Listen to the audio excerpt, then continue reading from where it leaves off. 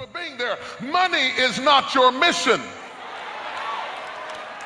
Money funds your mission, but money is not your mission.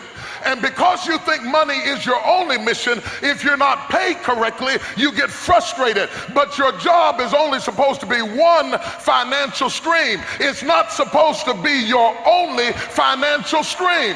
When God set Adam in the Garden of Eden, he gave him 4 different rivers. You ought to have 4 different streams of income that feed you, so you're not just depending on one stream when there are 3 more that ought to be feeding you.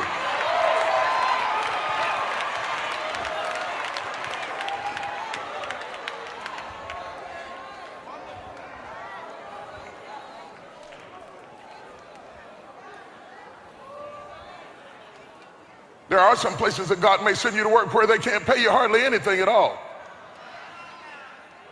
But if you got your stream set up, then money won't be your God, and it won't control every decision you make. And you won't have to prostitute yourself for the highest bidder all the time.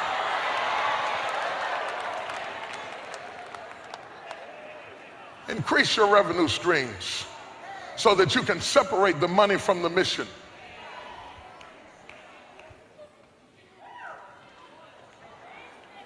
I think this is some worthwhile stuff.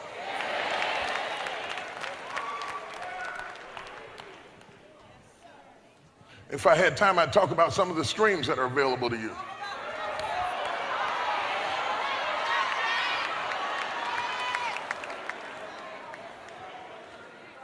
Look, when you want to know the streams that are available to you, first of all, you should look at the gifts that you have. If you haven't run out of gifts, you haven't run out of streams. Every gift you have is a stream. Every gift you have is a stream. Don't let people compartmentalize you, because people often want to do this. Once they define that you can do one thing, they want that to be the sum total of everything that you do. I tell people, I'm a preacher, I'm called to preach, I love to preach, but that's not my only gift. So I still want to write a little bit. That's another stream that I want to use. Everywhere I had a gift was a stream. If you have the ability, David could do business, that was a stream. David could fight battles, that was a stream. David could play instruments, that was a stream. Everything they listed about David became a stream for him. Everything God put in you, when God created you, before you ever even got here, he buried all of these gifts down inside of you, so that as you live your life, you could draw from what he put in you. And if you're not out of gifts, you're not out of streams, baby. The job is only one place. Stop expecting your job to fund your vision.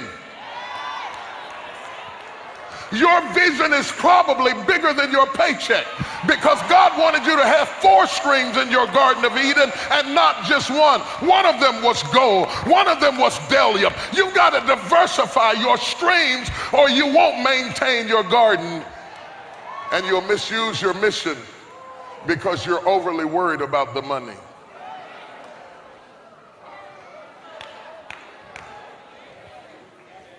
I believe with all of my heart that Christians should come to the point that we are not led by dollars.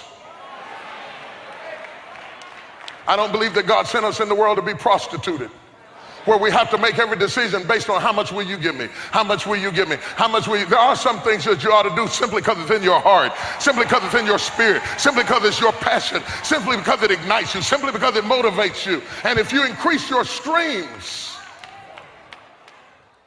to talk more about the streams. I'd like to talk about an investment stream in your life, so your money's working for you while you sleep. I'd like to talk to you about developing extracurricular streams of income that don't eat up all of your time, because your time is premium, and if you have to give up another 8 hours to get it, that's too much. That eats into your life, destroys your happiness, and makes you fatigued. So as you consider other revenues or streams, consider your time as a premium product, because all you have of life is time. All you have of life is time. You want to increase your stream without losing all your time.